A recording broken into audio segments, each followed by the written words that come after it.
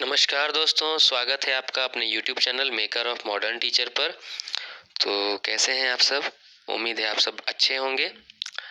तैयारी भी आप सबकी अच्छी से चल रही होगी। झारखंड डीएलएड के फाउंडेशन 1 यानी नवोदित भारतीय समाज में शिक्षा एवं शिक्षक के अंतर्गत एक टॉपिक है बुनियादी शिक्षा। बुनियादी शिक्षा से एक सवाल हर वर्ष पूछा जाता है, कभी शॉर्ट क्वेश्चन में, कभी लॉन्ग क्वेश्चन में। तो बुनियादी शिक्षा, जिसे महात्मा गांधी की देन कहा जाता है, इसे विस्तार पूर्वक आज हम लोग समझने का प्रयत्न करेंगे। पहले मैंने इसका एक प्रारूप तैयार किया है। पहला पॉइंट है परिचय सह पृष्ठभूमि, दूसरा पॉइंट है वर्धा शिक्षा सम्मेलन, तीसरा है जाकिर हुसैन समिति, चौथा है वर्धा शिक्षा योजना की रूपरेखा, पांचवा बुनियादी शिक्षा का पाठ्यक्रम, छठा है बुनियादी शिक्षा की विशेषताएं। तो परिचय सह पृष्ठभूमि इसको समझते हैं। देखिए, बुनियादी शिक्षा को वर्धा शिक्षा, नई तालीम या बेसिक शिक्षा भी कहा जाता है। इसके कई नाम हैं। अविनाश लिंगम जी के शब्दों में अगर कहा जाए तो बुनियादी शिक्षा हमारे राष्ट्रपति का अंतिम और संभवतः महानतम उपहार है। मतलब महात्मा गांधी की तरफ से हमें दिया गया अंतिम और सबसे अच्छा भेंट है बुनियादी शिक्षा। एन बसु लिखते हैं कि आजादी के पूर्व कांग्रेसी मंत्रिमंडलों के कार्यक्रम में दो बातें प्रमुख थी। पहली जन शिक्षा और दूसरी नशा निषेध। मतलब कि जन जन में शिक्षा फैलाना और दूसरा नशा को खत्म करना। नशा निषेध, परंतु नशा निषेध का परिणाम था आय में भारी कमी।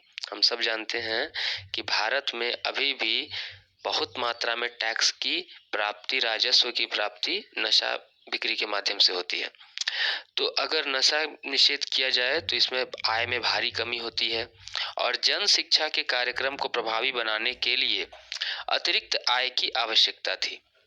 उसी अवसर पर गांधी जी ने अपने स्वावलंबी बुनियादी शिक्षा की योजना प्रस्तुत की। जिस समय नशा निषेध और जन शिक्षा कार्यक्रम फैलाना था और उस समय ऐसी आवश्यकता बन गई कि कैसे रुपए पैसे को बढ़ाया जाए, तो महात्मा गांधी की बुनियादी शिक्षा आई। ये थी इसकी पृष्ठभूमि। अब हम वर्धा शिक्षा सम्मेलन को समझते हैं।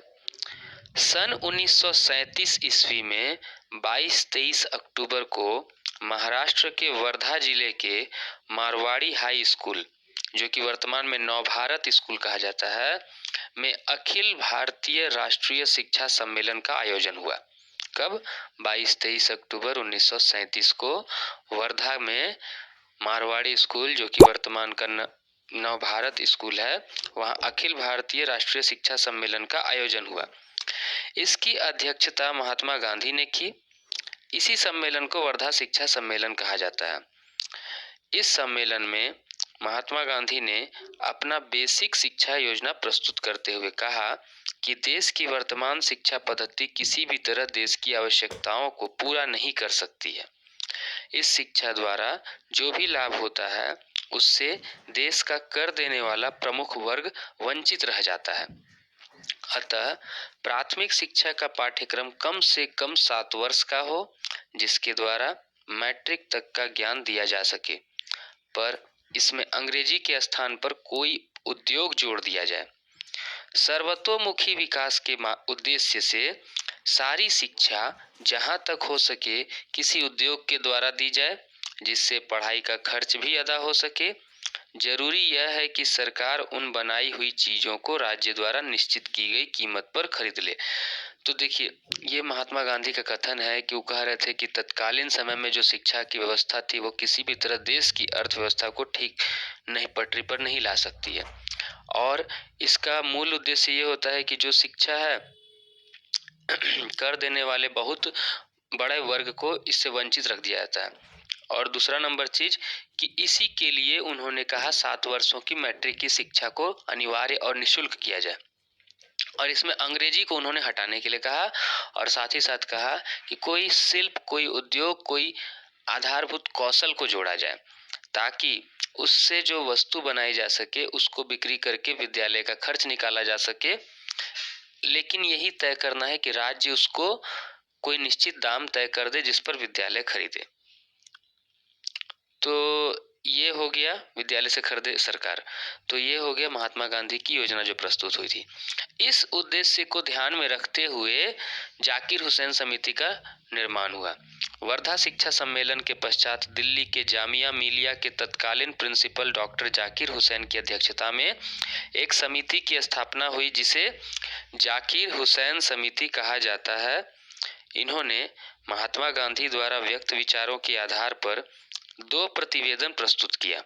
पहला प्रतिवेदन दिसंबर सन 1937 में प्रस्तुत किया। इसमें वर्धा शिक्षा योजना के सिद्धांतों, उद्देश्यों, विद्यालय संगठन, पाठ्यक्रम आदि का वर्णन किया। दूसरा प्रतिवेदन अप्रैल सन 1938 में प्रस्तुत किया।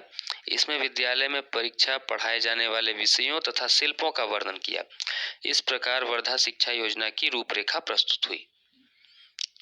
तो हमने देखा कि जाकिर हुसैन समिति का निर्माण होता है वर्धा शिक्षा योजना के सम्मेलन के बाद, और इन्होंने 2 प्रतिवेदन बनाया, एगो 1938 में दिसंबर में और एगो 37 में दिसंबर में, और फिर एक 38 में अप्रैल में। वर्धा शिक्षा योजना की रूपरेखा क्या थी? पहला कि 7 से 14 वर्ष तक के बालक बालिकाओं को निःशुल्क एवं अनिवार्य शिक्षा मिले। दूसरा, शिक्षा का माध्यम मातृभाषा हो। तीसरा, अंग्रेजी के स्थान पर कोई हस्तशिल्प या उद्योग हो। चौथा, शारीरिक श्रम पर बल दिया जाए ताकि बालक सीखे हुए शिल्प द्वारा अपनी आजीविका चला सके। पांचवा, बच्चों द्वारा बनाई गई वस्तुएं ऐसी हों जिनका प्रयोग किया जा सकता है या जिनको बेचकर विद्यालय का कुछ व्यय चलाया जा सकता है। तो ये हमने देखा बुनियादी शिक्षा पाठ्यक्रम की योजना जो वर्धा शिक्षा योजना की प्रस्तुत की गई। अब हम देखते हैं बुनियादी शिक्षा का पाठ्यक्रम क्या था। पहला, आधारभूत शिल्प, कृषि, कताई बुनाई, लकड़ी का काम, चमड़े का काम, मिट्टी का काम, मछली पालन, बागवानी, गृह विज्ञान, मतलब कि कोई ऐसा कौशल जिसको पेशे के रूप में बच्चे सीख करके अपना आजीविका चलाना शुरू करें। दूसरा, मातृभाषा, और जहां मातृभाषा के रूप में हिंदी न हो वहां हिंदी भाषा। तीसरा, गणित। चौथा, सामाजिक अध्ययन। पांचवा, सामान्य विज्ञान। छठा, कला संगीत। और सातवां है शारीरिक शिक्षा। अब बुनियादी शिक्षा की विशेषताओं को देख लेते हैं। यह क्रिया प्रधान शिक्षा पर बल देती है। यह कौशलों के विकास पर बल देती है। यह बालक प्रधान शिक्षा है और यह मनोवैज्ञानिक आधार की शिक्षा है। इसमें ज्ञान की अखंडता पर बल दिया जाता है। तो इस प्रकार आज हमने देखा महात्मा गांधी की एक अनमोल देन बुनियादी शिक्षा। अगली कक्षा में हम किसी ऐसे ही महत्वपूर्ण वीडियो के साथ आपके सामने आएंगे। तब तक अपनी तैयारी ऐसे ही करते रहिए।